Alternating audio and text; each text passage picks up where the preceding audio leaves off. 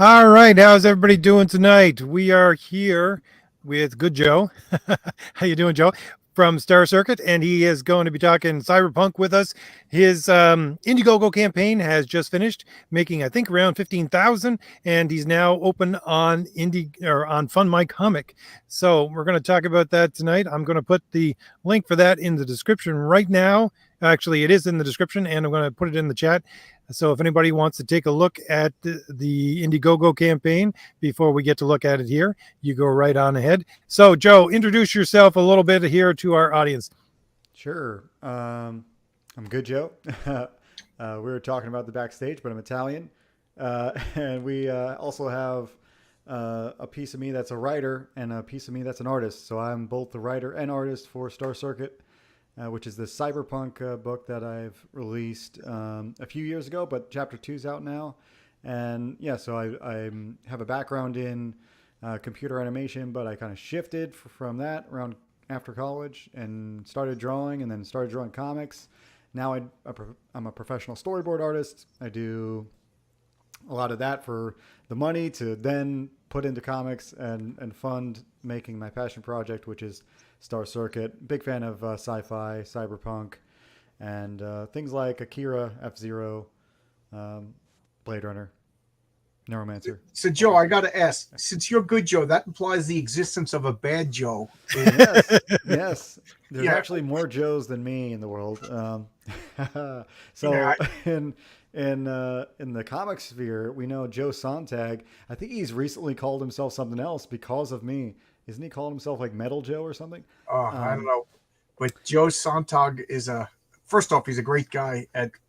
He's got that great voice. So I asked him to do a couple of lines, and he'll be the voice of the patriarch. So, that's awesome. yeah, what a great voice he has, that deep, rich voice. Yeah, he's good at. But he's not Bad Joe. So No, anybody he's not. look out for Bad Joe and keep that guy away from the internet. It could be. Oh. It could be Joe Bald, Death Joe. And Michael says, "What about Neutral Joe? Neutral Joe's all right. He don't bother nobody." Yeah. Well, let's start this off with a bang. Can I play your trailer here from my comic? Is there any no reservations about that at all? No, not at all. It's ready All right. to go. No copyrights. You're good. Good enough. I'll give everybody a taste of what Star Circuit is about. Do it. Welcome to Colony A.2.1. Here, a vast network connects the minds of each member of the populace, delivering endless entertainment. Augmentally custom made for each individual member free of charge. It's the cornerstone of modern life, a perfect system. That was until a street racer named Atlas Metric caused a glitch in this flawless system. It went undetected by the system admins, but now has the attention of a nefarious power who will do whatever it takes to retrieve the cause of the glitch. Atlas. Now relentless android assassins have been dispatched to capture him. In order to escape this threat, he will need to overcome the impossible, with the glitch in tow. But hey, impossible is just something losers say when they've given up, right?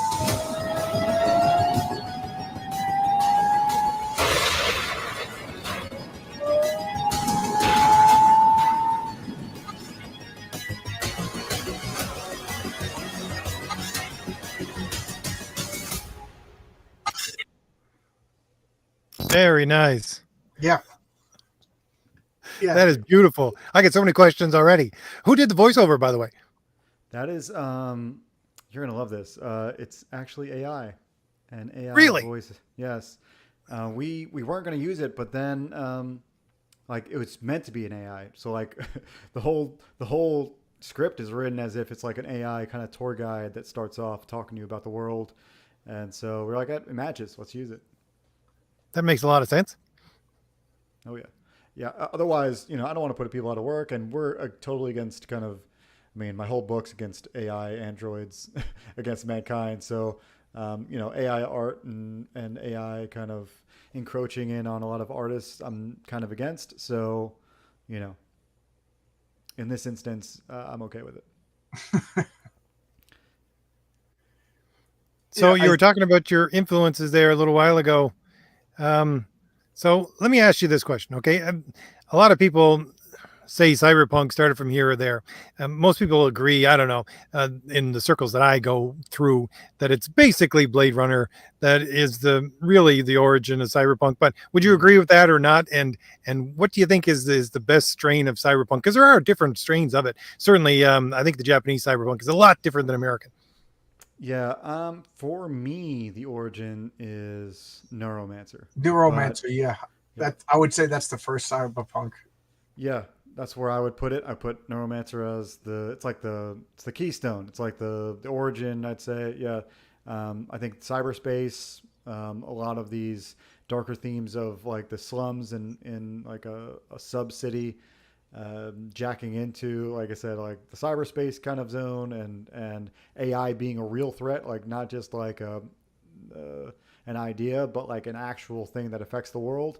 All started with Neuromancer, and so yeah, a lot of ton ton of this book is just ton of my love of cyberpunk is from Neuromancer. It's funny. Yeah. I always think of. I'm sorry to cut you off, John, but just quickly, I think of, well, what's that story? It's a short story. I can't even remember what year it was written in. I have no mouth, but I must scream. It's basically a dystopian future, if you've read it, which was it's taken the entire world has been taken over by AI and turned into an entire machine planet where it just tortures these 6, 7 people that are left alive, or is it 5? I can't remember how many there were, Yeah, but I read a part of that. Oh, geez, I don't know this story. I got to look that up. I can't even remember. It's crazy.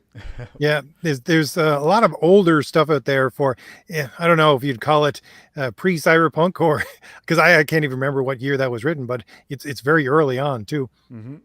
Well, Joe was just on my channel last night, and he was saying, well, that this is more hopeful than most cyberpunk is so desolate, which I think is one of the main reasons why I'm not going to say I dislike cyberpunk. It's like every other genre. There's good stuff, but at this point in my life, I don't want to read about the destruction of mankind and misery.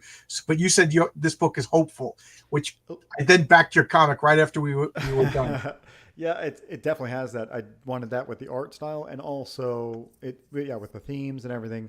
The whole story is about connections with people, and so there's that element. But also in this world, in the Star Circuit's universe, in this world, society has not gone all the way downhill. Like a lot of that utopia is still kind of working, like elements whereas in a lot of cyberpunk the gears are not really working as intended. So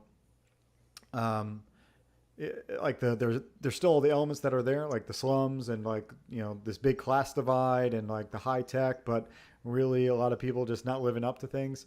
At the same time, there's a lot of good, and there's most people live in like not in complete horror, not in complete strain of their life. You know what I mean? Like everybody's living a decent life, and we go from there. You know what I mean? Like it's mostly about our relevance and like this guy trying to beat androids in a race. Essentially, it's a man versus machine thing. So you were saying before we started here that you're both doing the art and the story. Now I'm looking at this black and white piece, and I did not notice exactly how detailed it was when I was looking at the colored piece. This is amazing splash page here. This one's not me. Just heads up. This is Rob Willis, but it is. I totally agree with you. Yeah. Yeah. And tell RJ about how you do your art. No inks. Yeah, for sure. So with the exception of that, everything else is mine. So that variant cover by Rob Willis is amazing. I really picked him for that cover. But so my art is straight from pencils to color. I'm a big pencil guy. I don't really like the ink type of approach. Not that I don't like it, but I really adore pencils. And so I colored my first book, but it took a lot of time. So I hired somebody out to do the colors this time. Though it's still going from pencils to color, this time I did all the pencil work digitally. Though if you've ever worked in digital, your lines get really crisp and it looks really almost too pristine. And I don't really like that, so I aim to make all my stuff in chapter 2 look like chapter 1, as if it's pencil work. So I'm mimicking as much as I can pencil work, and then the colors on top mimicking in a similar way. But yeah, I'm a big fan of that approach. I love that idea. I love that idea. Makes me think of Texera's stuff. You know, you could always see the pencil work in that, and it was just beautiful. Yeah, I love the artifacts. Some people call them like just the sketch lines and the just like to me the natural gradients that happen when you're using pencil rather than ink What do you is awesome. what are artifacts like? Do you mean like imperfections or Yeah. okay, So a like lot of when you hear the YouTubers will slide describe on them a this way. guitar, you can hear the guys. That's an audio artifact. I'm sorry, I spoke No, over you. no worries. It's probably very similar to music, but yeah, the artifacts being like these little imperfections that kind of show up. They show up way more when you do it traditionally because just naturally when you scan in stuff and Right, like when you right. smudge stuff, it just happens way more often. But it still happens. Yep. So I like to leave those in. I think they make it work. But yeah, Artifact is definitely a better word than the imperfections, but yes, it adds a charm to the. I agree with you. Yeah. Yeah, and it's a similar thing. I did two books, just part of the Valiant Heroes, which is shipping now. But I Yes, had got a notification, RJ. oh, that's right. Yours are shipped out. nice. But I had Mike Gustovich doing one of the stories, which is Rampaging Thor, and he does traditional on a page, right, with his pencil. And then I had Martin Stevenson doing the other story, and he works in a similar way. And you could see the similar things that really make it look like an old style comic book, like the fact that the panels aren't exactly the squarest things in the world, and sometimes you get a line going over here and a line going over there, and besides that, when they scan them, you get this texture to the page itself. It's amazing and so much different than a lot of the stuff that I see that's completely digital. It's totally right. Yeah, I mean, I'm in the same vein there. So like, I really appreciate the imperfection, especially chapter one, since I did it traditionally. You'll notice I was doing it just recently because I just put my stuff on Global Comics, which is that digital reader site. But I had to trace out my panels so that on that site you can do the panel to panel transitions, and to set that up you have to trace your panels. And I realized my panels are all not perfect, so I like had to use like the pen tool instead of like a rectangle tool because it's not perfect. So yeah, really reminded me how especially the chapter one is imperfect, which you can get on this campaign. You get chapter one and chapter two for 40 as a bundle. Hold to on this start you page, RJ. This one here. Yeah, I didn't catch it last night, but when I'm hosting, I'm trying to think of things to say, and you know what I mean. But now that RJ gives me a little bit more time to like leeway but I'm looking at this panel, and I love the way you convey speed. One of my things is storytelling in comics, and there's no word. And I always try to treat it as somebody's watching for the first time. When I say storytelling, I mean the ability to tell the story without words, just through the images. First off, your storytelling is excellent, but look, without all of the, the machine is running fast and stuff, you could just see the speed in that. I really like it. Yeah, and believe me, when you read this book, there's not a whole lot of dialogue. There's a little bit that happens because this is a very cool sequence between like a master racer and a rookie, and they're both trying to survive this race pretty much. So you mean in the middle of the race, they're not like, forsooth, for I have gained an accelerated speed upon you. Yeah. Typical comic book in the middle of a fight. Yeah, I mean, that's a benefit of like being an artist before the writer. If I was a writer before an artist, I might approach it differently. I might not even try racing books because that was rule number one back in the olden age. Was like, don't do racing books because they're impossible. But I didn't hear that advice until it was too late. So I made a racing book, and this was the first sequence I've ever done that was like an actual real race. In the first chapter, you see a little chunk of a race, but this is the first sequence that I've drawn that is a real race and tells a story, and it was a blast. I loved it. And well, the colorist is also doing an excellent job of conveying the kinetic motion of these motorcycles. Yeah, I think you're channeling Akira here. Right. Yeah. Absolutely. Yeah, it's a big piece of. I adored it in high school when I first saw the movie, and then later, and even recently, I'm rereading. But I read Akira afterwards. Yeah, I never read it. I only saw the movie. Oh man, you need to, because like the thing is about it is like I don't know how many pages that they condensed into an hour and a half or whatever, but it's nuts. It's like some 3,000. It's crazy amount of pages to like of Yeah. story to like fit in, and so there's a lot that you miss. And you can get it. I think it's in graphic novel format, in from Innovation probably, but it's a standard U.S. size, John. If you're going to look for it. Cool. Yeah, Cool. I mean they're in most comic shops these days. Whenever I go to an LCS, I always see a volume here or there. So Read the comments. Yeah. People are discussing Cyberpunk. Yeah, Akira is Cyberpunk. Why wouldn't it?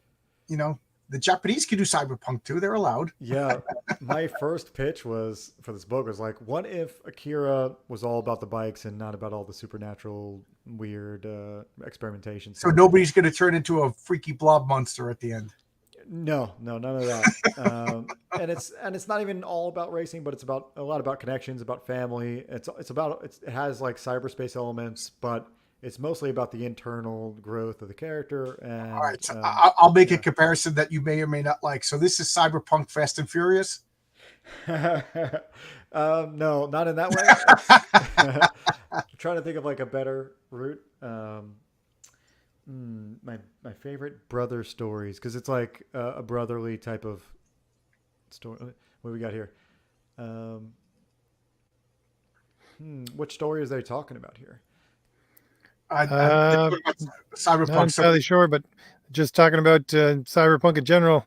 There's a couple of comments here about Blade Runner and a couple of things. One of the things I was about to say, it's very interesting to hear the artist's perspective on it. The fact that don't do racing books. When I was doing a manuscript for a novel, I was always told, don't do a dream book. Never do a dream book. Yeah. There's these rules that are like, it's pretty much just like, I think some of that what's the word? Yeah. Naivety, yeah, I think works for you. Like, if maybe down the road, and this is my 10th book or something, and I just know how much easier it is to make a normal book instead of a racing book, maybe it sways me. Who knows? But this has always been in my brain. I was telling John yesterday that, like, yeah, it's been there since I was real young, playing video games like F-Zero, and then it kind of just stayed in my brain until 2016 when I started to like mold it into something, and it's kind of molded into something more and more specific ever since. Are you a fan of races like NASCAR or? Yeah, I'm a fan of. I wasn't until I started writing the book, because like my family's been into motorcycles, but I never really like got into the sport until I started writing, and then I was like, with the research that I had to do, I was like, I started getting into it. So MotoGP, which is like the premier fastest road like motorcycle racing there is, I got into that, and started to like have my favorite riders, my favorite teams, and I went to one of they only host one race in America, and I went last year. It's in Austin, Texas, Race of the Americas, and it was unbelievable. Like, it was literally a dream come true. Like, literally could stay there for the rest of my life and watch races. That's how cool it is. Just love it. Do you ride a motorcycle? I don't, but I plan to. Even though, like, I think I've had my family. My dad had a big wreck, and like my brother had a big wreck, and so like the wrecks are in my family, and so it's kind of deterred me, And Yeah, my plus, brother's a big biker, and he just says it's not if, it's when. Pretty much. And so I do want to get into it. It's just like I think I'm a smart dude, and so yeah, I'm smart enough not to ride, because I know that would be the end of it. Right. Exactly. Part of me is like, maybe I should give it a shot at least. Get a crappy little bike and try it out for a little bit. It's so funny you should say that, John. My father has this bike. Oh, it's a classic bike, and people are always trying to buy it off him, but he won't take it out of our garage. And he's one of those guys who used to race cars like on the street back in the 60s and 70s. So yeah. I think at one point he wrecked 5 different cars, but he used to put them together. So it's a different time, Yeah. I just want to give a shout out to Taz. Thank you very much for the super chat. Taz, £5. He says, "Hey RJ, hello John, and welcome to our guest. Great sequential art." Thank you, Taz. Yeah, that's I'm like I said, I'm an artist before a writer, and so one of those compliments really is taken graciously and gratefully. Yeah.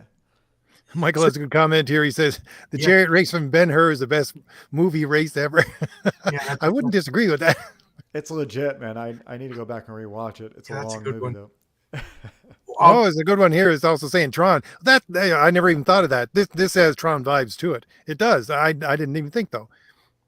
Yeah, it's. I might have mentioned this yesterday too, but one of my biggest inspirations is Sid Mead's design work, and he designed Blade Runner. He designed a lot of the Tron bikes, but that's kind of where that comes from. I think like if I could ever go back in time and be like one of the journeyman apprentices of like a master of old, it'd be him. I would, I'd wait in front of his house in the rain to get a chance to see him work, and then like beg to stand near him, and then eventually like be, friends. But like those are like, isn't there like a movie where somebody fantasizes to be with like their hero and like, that's what I have with Sid Mead. I like fantasize cool. like if I could go back in time.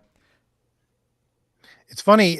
So you said at the first that you do work with computers and for digital art and stuff like that, correct? Yeah, I'm just wondering, yeah. are people trying to go back to earlier stuff? Do you see that in the industry where that you work in, that people want to go back to older things? I know that you have these people on Indiegogo who are funding entire movies that they're making and going back to using stuff like practical effects and stuff, early stuff, because they want a more, I don't know, a more gritty feel to their entertainment. Do you find that? I don't know if I find it, but there's the people that I hang around, I feel like have that kind of sensibility a lot of times.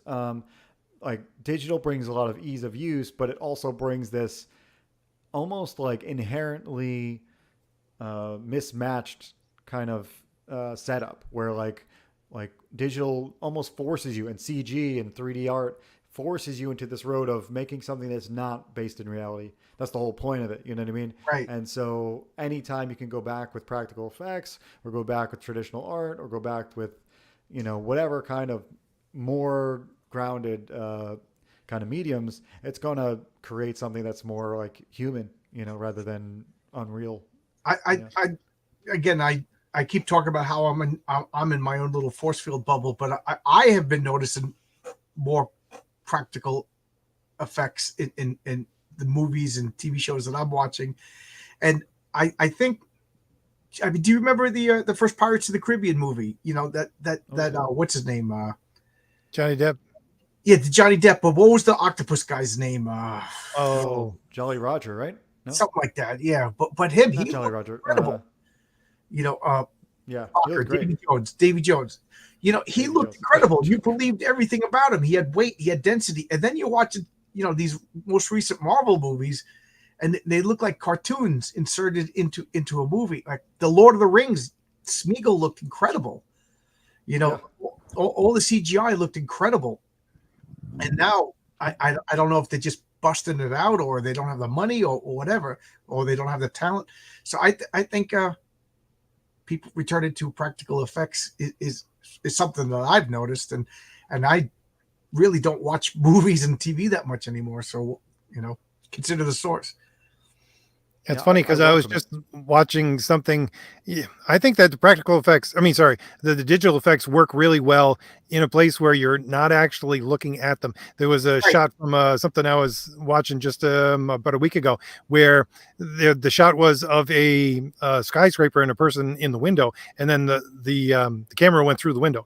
So obviously the window wasn't there. The Right. entire window was CG to begin with, and then you went through the window and then into the apartment. So that to me, that's where CG really, I think, needs to be used, with a light hand.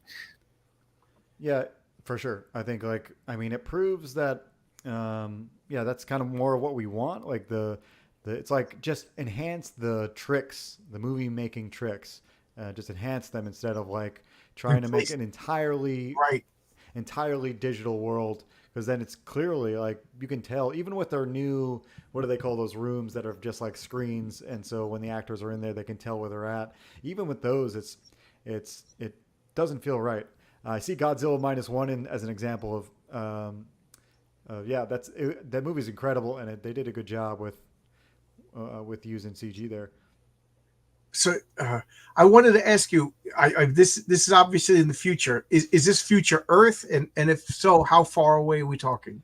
That's very interesting. No, most people don't ask this because I guess the assumption's there, but it's really not Earth. Oh, It's actually it's in a space colony, but I never talk about it, and you won't really find it out, but through little Easter eggs throughout the story. And in some ways, it doesn't matter. You know what I mean? Because it's mostly about the connections and the race and the, you know what I mean. But the well, world well. If I resembles. think it's on SETI Alpha 6 and it's SETI Alpha 5, I'm out. so, so yeah, I call this place Colony A.2.1. If you notice in the trailer, that's how it opens. Colony A.2.1. It's a space colony, not an earthly colony. Okay, okay. So, okay, I have to ask this question. This is when we were watching the trailer, this came straight into my mind. Have you designed an entire section of the city or the entire city so you people can go through, or you just go on the fly?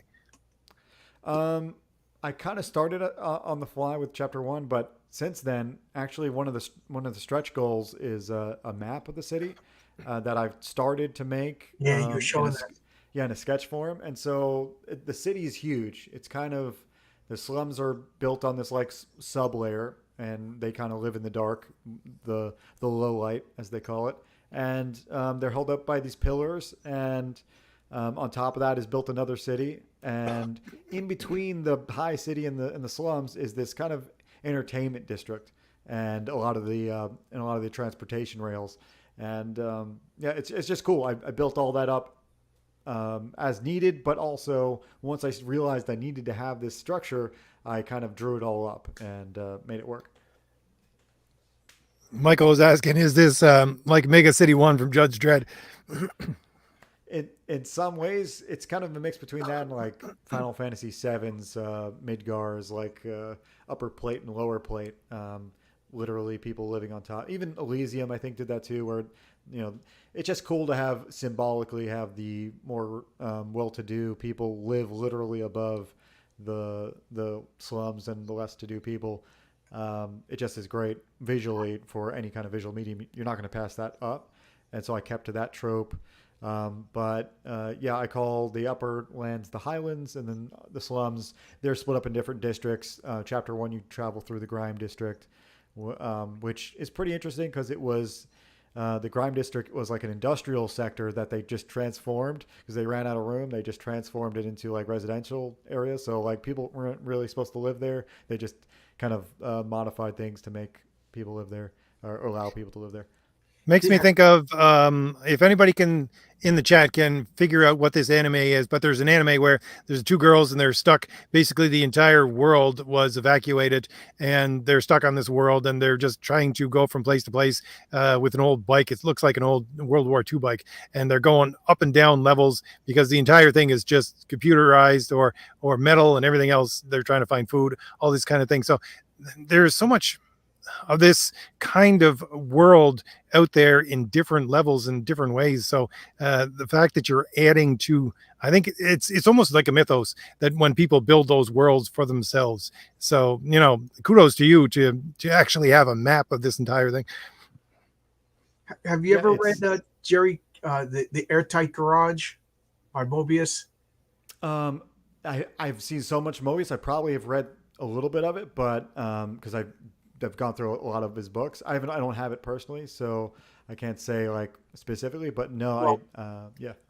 Mobius is hard to keep track of but the Airtight Garage is I think it's an artificial satellite, and it's, there's layers. So it's this artificial, and everybody lives in it. But, if you live in the top layer, it looks like a desert or whatever. And then underneath it's a mall, and each layer has like different environments, and people don't even know that there's another layer. Yeah.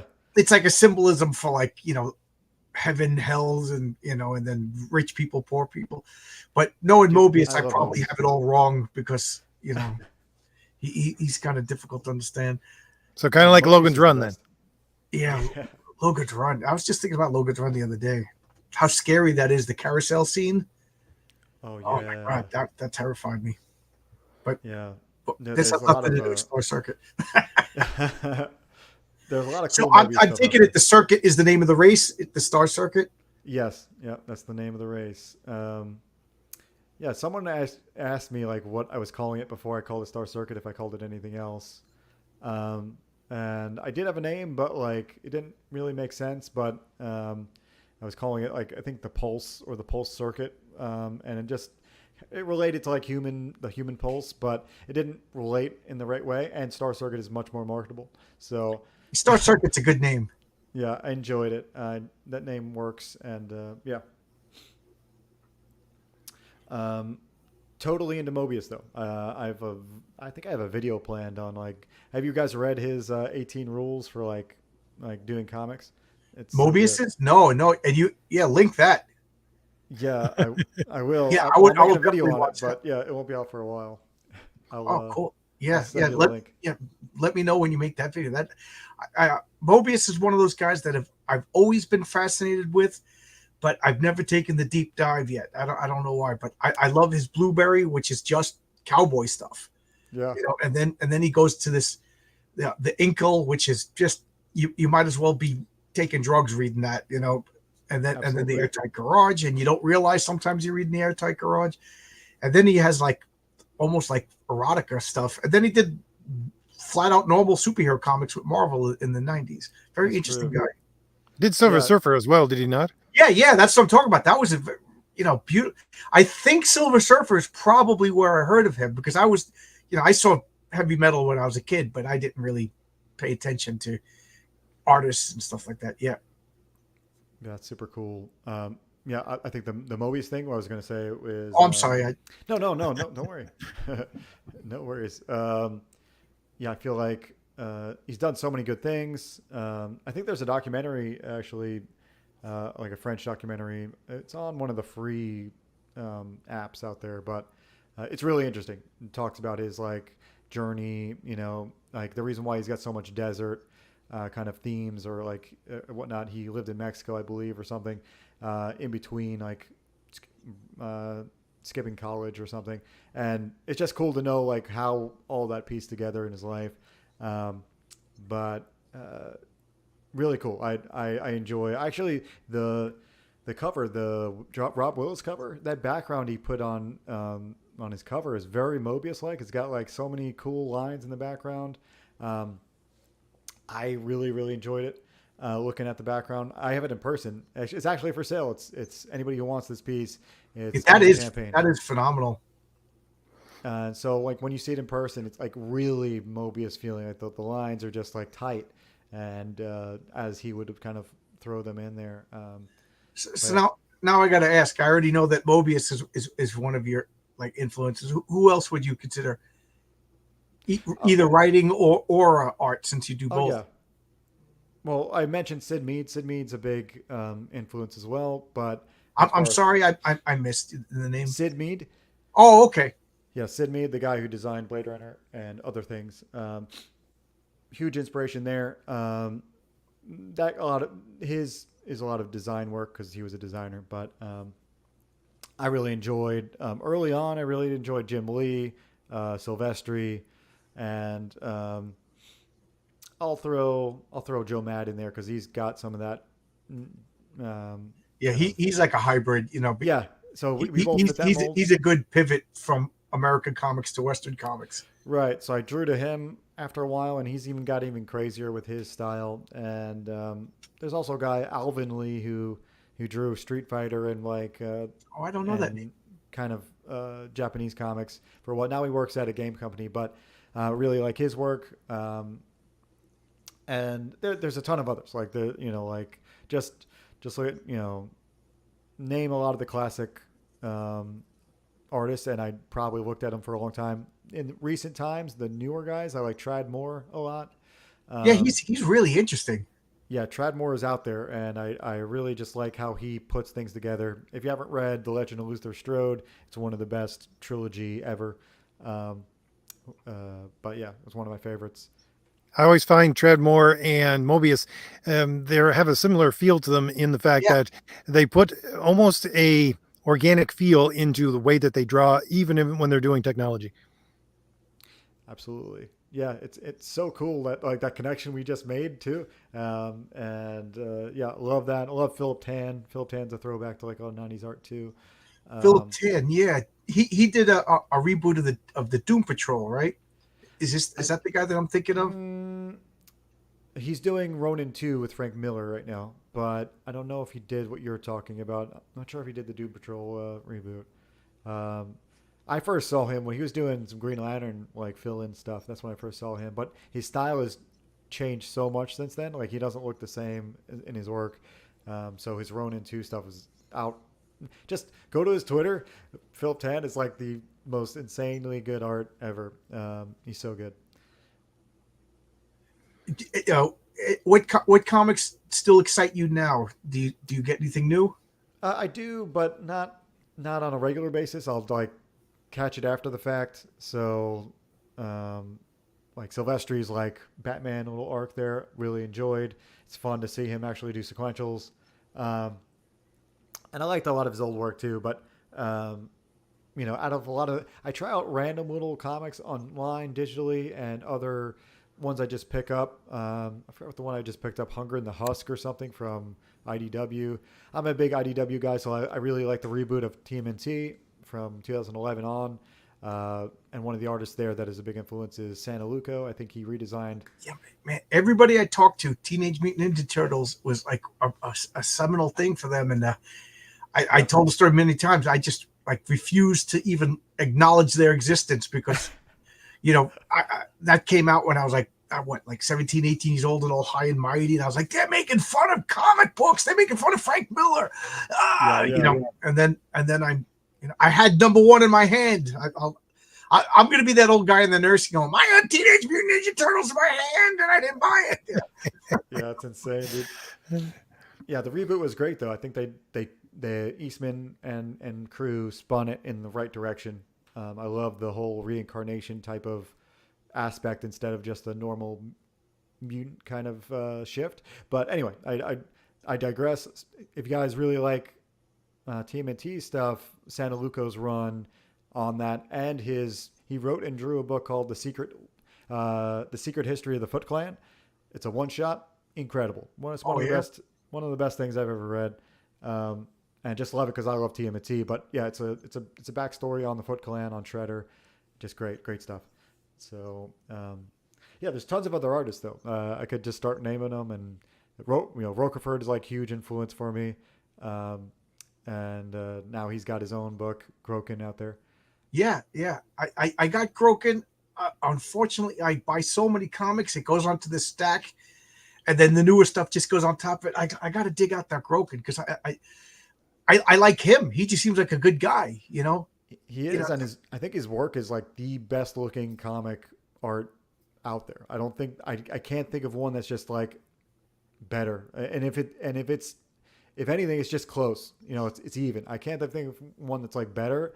The story is like really in depth and whatnot, and so it's hit or miss. I think to me, I really enjoy it, but I don't think it's like the most universal story for everyone to just jump in and read.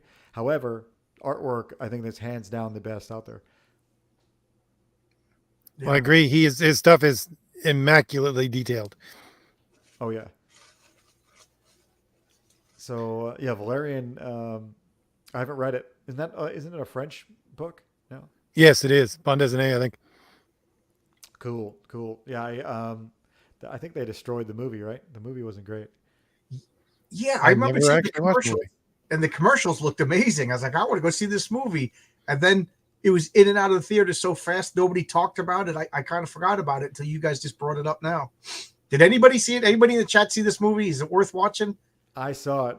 I wanted other people's opinions. To me, it was pretty trash, but was it trash that looked good though? Kind of, but it was just because I dated that girl. Trash that looked good.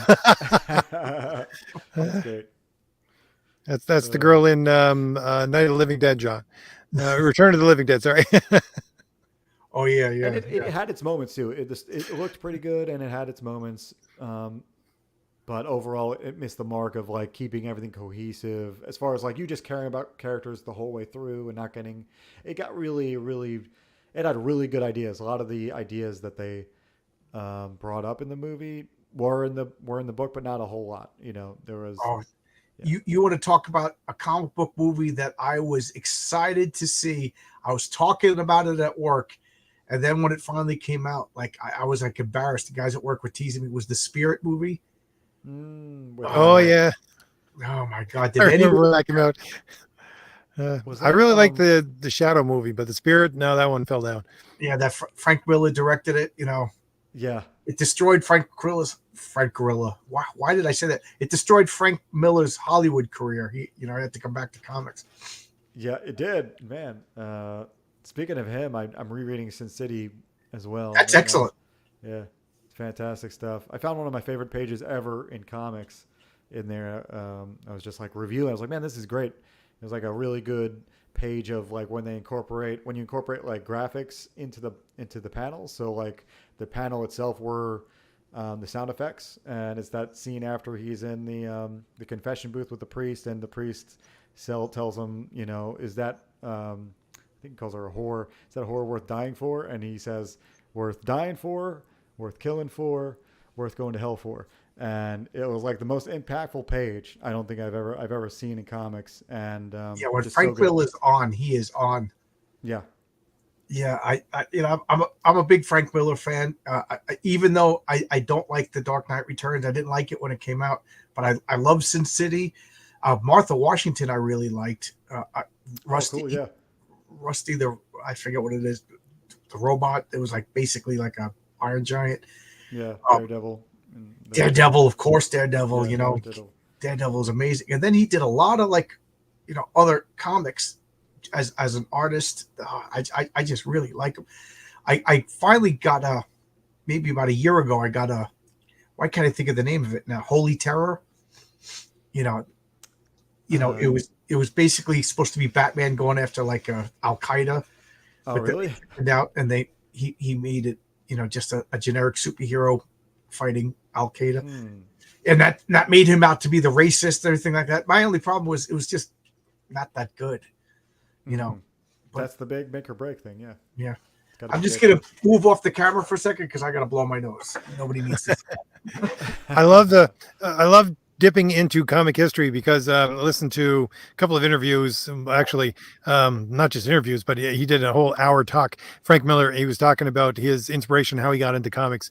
And basically he patted himself off of Neil Adams and went to Neil Adams' house every weekend. And Neil Adams would say, fix this, fix that. That's not right. You're doing this completely wrong. And then Miller talked about the fact that, it was Klaus Janson was the one who really brought everything for his inks out from his pencils, because he really didn't think he could do anatomy very well. To see the fact, go back and read those early Frank Miller books and see the influence of Neil Adams in those things. To me, Yes. that's comic history, and that's a reason in itself to go back and read those old books when you have that kind of knowledge. I don't know, maybe it's just me. It is cool. I think I would definitely go with it, because it's almost like context. That context is crazy.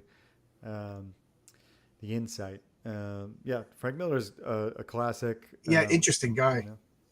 True. One of the guys I work with is best friends with Frank Miller's bodyguard, and I keep pestering him. Get him on my channel. Get him on my channel. I like this comment. The Fifth Element was more a Valerian movie than Valerian. I love funny. it. Yeah, some of the scenes, man, I can see that. Yeah. The fifth, John Glow was a consultant for. Okay, yeah, and yeah, I heard what Michael Trout. I'm sorry, man, I'm murdering your name. I heard he was having a substance abuse problem when he was writing Holy Terror. Yeah, yeah. Frank Miller. I don't know where he grew up, but he became a New Yorker, if not a native New Yorker. So he took the 9/11 attacks harder than most. I was working. I think he grew up in Vermont. Oh, he grew up in Vermont. Really? Yeah, so he was, and I agree with them. Pearl Harbor attack. Next thing you know, all the comics were referencing it, and you talk about World War II. But 9/11 happens, and it's as if the comic book world just, except for that one, charity comic, which was a good thing to do, but it wasn't like reference. There was no like reaction to it. You think after 9/11. Superheroes, Superman and Batman and the Punisher would be fighting like terrorists, but it was like, no, we we must pretend. We can't insult the people that just killed 3,000 of our countrymen. God forbid. Yeah, that's weird. Yeah, I feel like maybe down the road we'll do it. Who knows? Yeah, well, it came out like 2015 or something like that. So it was like 15 years, 14 years later. But anyway, that has nothing to do with Star Circuit. I do that. I get people winding down the. I like these tangents. Yeah, it's just too soon for those. I guess we'll see how it goes. Too soon, yeah. I was going to ask you about Star Circuit when we're having this discussion, though. Is your story character driven, like some of the things that we're talking about here, like Sin City or even Miller's Batman and stuff like that? How character driven do you go, if at all, with since you're the writer as well? Yeah, so I've been reviewing it actually just recently, like because I wrote the book, chapter 1 years ago now, and it takes a long time to make because I'm the artist, dude, chapter 1 reads real well, but it centers a lot on the world. I feel like there's a lot of with sci-fi stories, there's so much that you have to get used to about the world to like then dive into the characters. Chapter 2, what I'm crowdfunding now, between chapter 1 and 2, you're going to get a nice mix of both. Once you really get into the characters, I dive really hard into them. It doesn't like so what I'd say is chapter 1, you'll have this overall skim of all the characters, and then you start diving into them. But I do try to keep the story character based. A lot of the growth that I want to go through with the characters is the main driver of the story. So outside of, it's almost like a motorcycle analogy. Like I want this sexy exterior of like the bike that attracts you, and then underneath it all is this really human connection. It's really about a story, about a family, about brothers, that kind of is adjusting to the world and to tragedy and like, yeah, just this world that's kind of complacent and and obsolete in a lot of ways, I like what Zach 10 says. There was at least one cringe Marvel comic where I saw villains like Doctor Doom and Magneto acted like they were appalled by 9/11. Yeah. I at least twice I could remember Doctor Doom capturing buildings and throwing them into space, but blowing one up is beyond the. Yeah, sorry to derail you again, but no worries. I think that's a funny comment. He's absolutely true. Like the Red Skull, he'd be like, only 3,000. I did more than that. Yeah. That's. I mean, for me. Yeah, that's funny that's like actually there's way worse things happening in comics on the daily. But yeah, so I guess in general, to finish off the comment for Star Circuit is that like you're gonna enjoy the book at first I get a lot of good comments on like the world really being real and feeling like a real place. And then once you start getting through the book, chapter 1, because chapter 1 is only 30 pages. By the end of that, and you're reading into chapter 2, that's when we start really diving into like, the motivations and you start really attaching to the characters. Because there's one thing, like the main character, Atlas, he's a street racer and he's like a real confident guy. And there's not a lot of those out there anymore in these comics. Like there's a lot of like, these soy boy, like just when we cry about the situation type of thing. And, main character is kind of like he's an asshole in a way, but that's the whole part of the arc. And a lovable laugh. He's just a charming type of guy out there to party, race, and have a good time. And his whole arc is to figure out, to do something more meaningful. What do you have to do? And so I do like that character growth. In one of my earlier videos, I did a video for a comic called The Saint by Allegiant Arts. And I remember the main character, he's an archaeologist, but he's like an influencer. And he goes to these sites and I hated him in the first 5 pages. But by the end of the book, I thought he was such a fascinating character. So I do like that, like, kind of an arrogant cock. I mean, who doesn't love Han Solo? Yeah. Actually. Yeah. That's how I feel about it too. Yeah. It's really interesting because I find here's the philosophical part of me coming out, but the whole cyberpunk genre to me is something that just can't be done by people who make modern comics right now. Is because you're looking into the future and saying people are people. It doesn't matter who they are, what they are, where they are, what time, even if they got things wired into them, people are people and they're going to act the same way no matter what. And I think that's really the heart of cyberpunk, and trying to draw out the whole philosophical bent to what is going to happen to humanity in the future. It's just going to be humanity, and we might have a whole lot of different problems, but to me that's the core of cyberpunk. I don't know. Okay, well, you just made me think of a good question. What makes something cyberpunk as opposed to sci-fi? Well, I'd say there's a lot of video essays out there that talk about this, but the big phrase is that it's low life, high tech. So it's kind of like people are not living great, but even though technology's progressed, and so that's kind of the trope of So cyberpunk. Did you say low life, high tech? Yeah, low life, high tech is Wow. how they describe it in like a meme. That's the meme way to say it. I love that you just I expected to hear a long-winded explanation, but Yeah, I mean, that was great. I mean, You're too used to me talking, John. Yeah. Thank God you answered, not RJ. I got an answer for it at 9:30. Yeah, that's just like the short meme way to say it. But yeah, I'm sure there's No, way but more caveats. but think about it, because Star Trek is not a cyberpunk. Right. So I would you say that cyberpunk has more in line with like film noir or hard boiled or whatever, like the average person?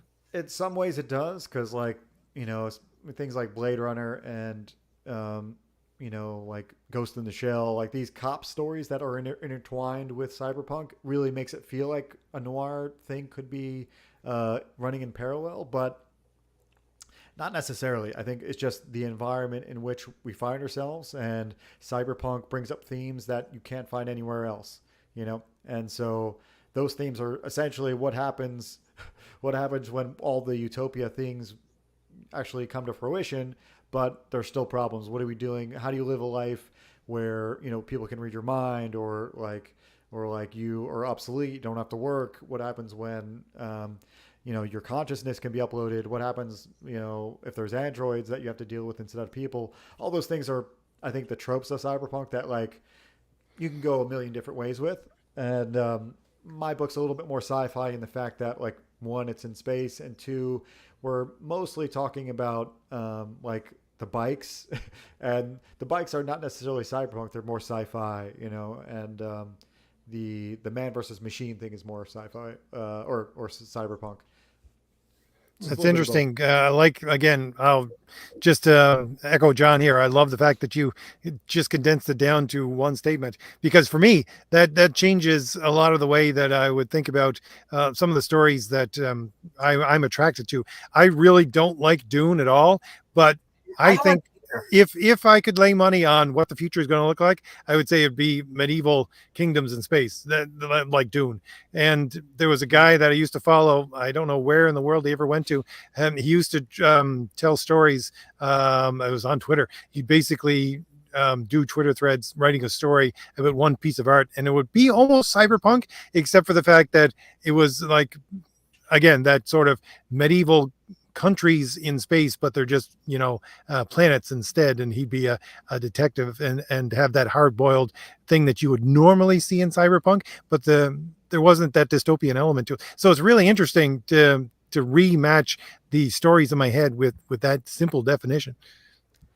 Yeah, when I first heard that meme definition, I was like, man, this is perfect. Whoever did really come up with that meme, I've used it ever since I've heard it. It's not mine, obviously. I'm just parroting, but it works, and I have to think about it a lot. I have to think about, like, in my book, eventually we touch on free will. We touch on, is there like a symbiosis between man and machine rather than like a adversarial relationship?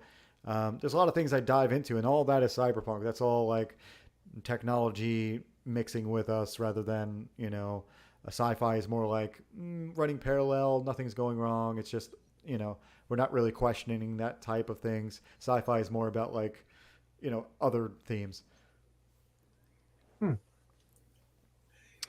You seem like you're knowledgeable about your sci-fi and future stories.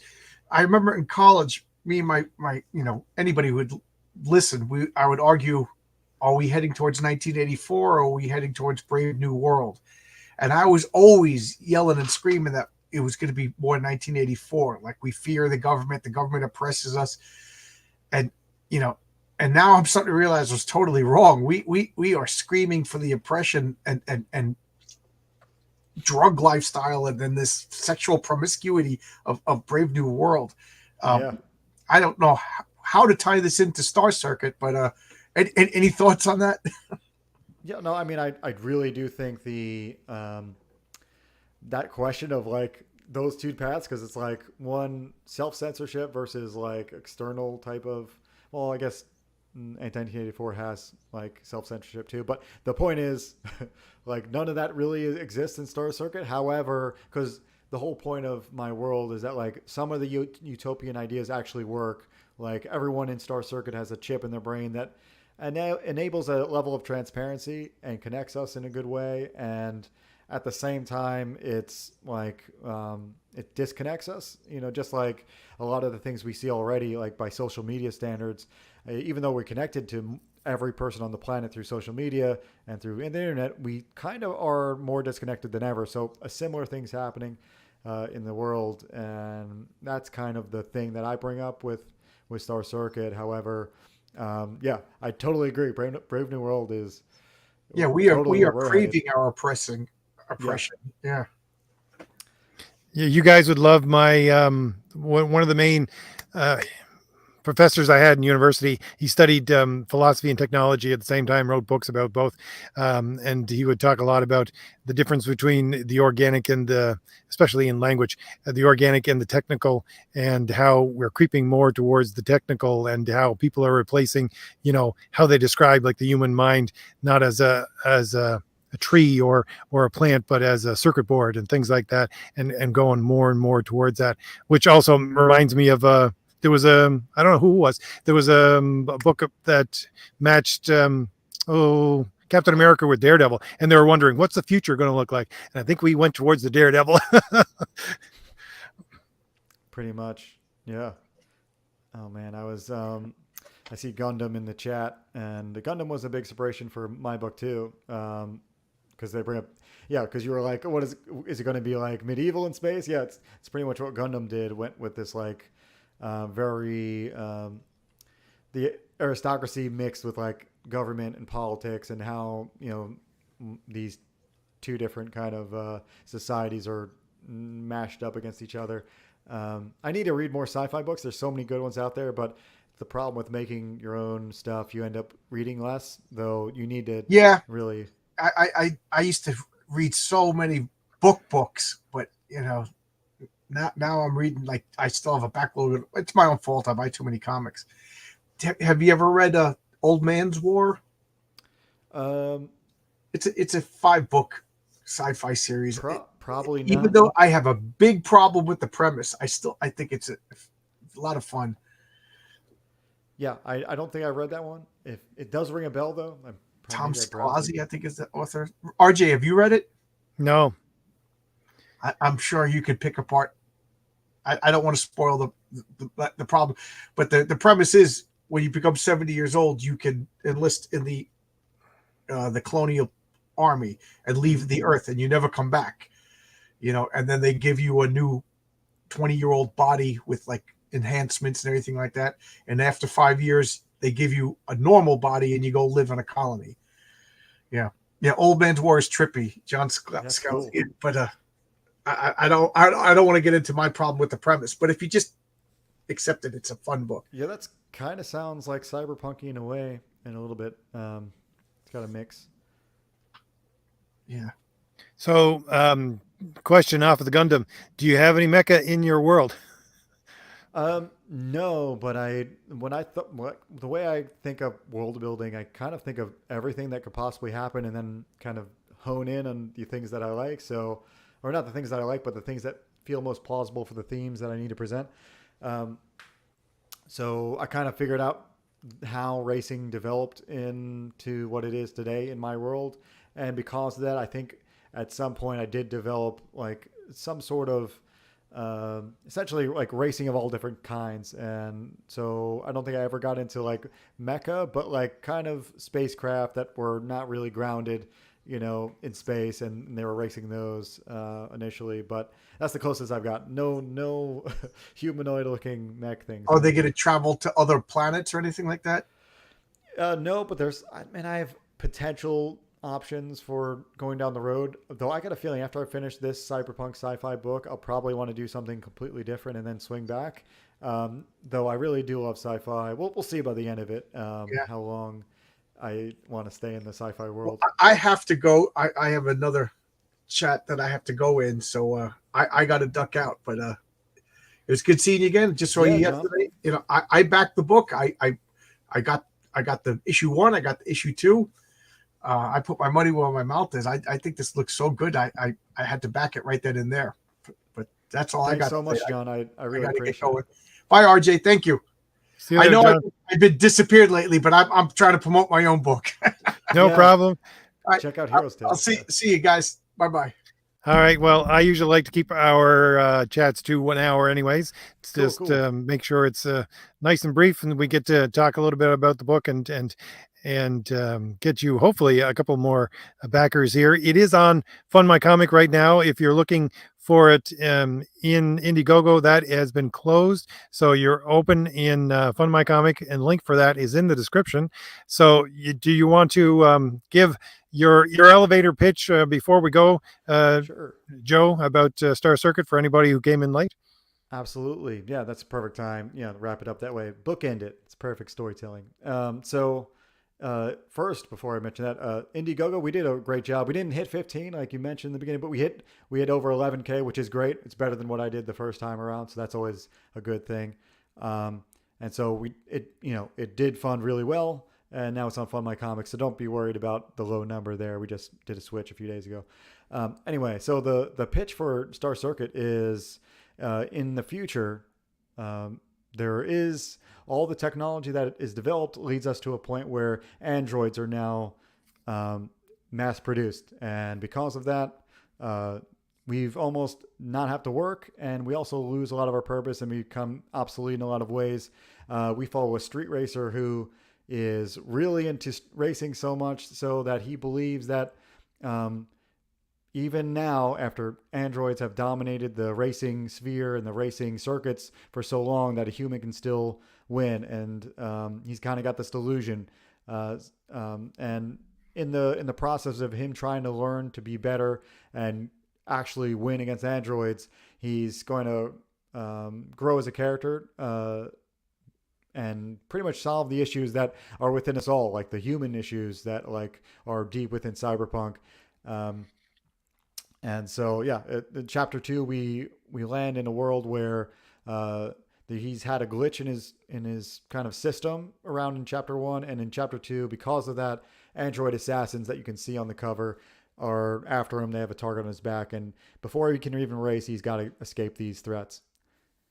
Well, Joe, I got to say that while you were talking, I came up with 5 more questions to ask you, but we're going to cut it there anyways, because you got to leave them wanting more. That's why they go buy the book, okay? Always leave them wanting more. So if you want to know more about Joe's book, go over to Fund My Comic. Link is in the description for it.